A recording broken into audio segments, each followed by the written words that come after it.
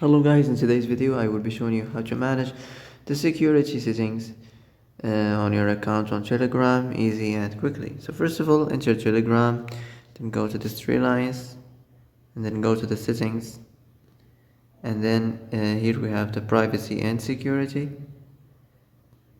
and now we have the security settings. So as you see here, we have two-step verification, auto delete messages, passcode, login email, blocked users,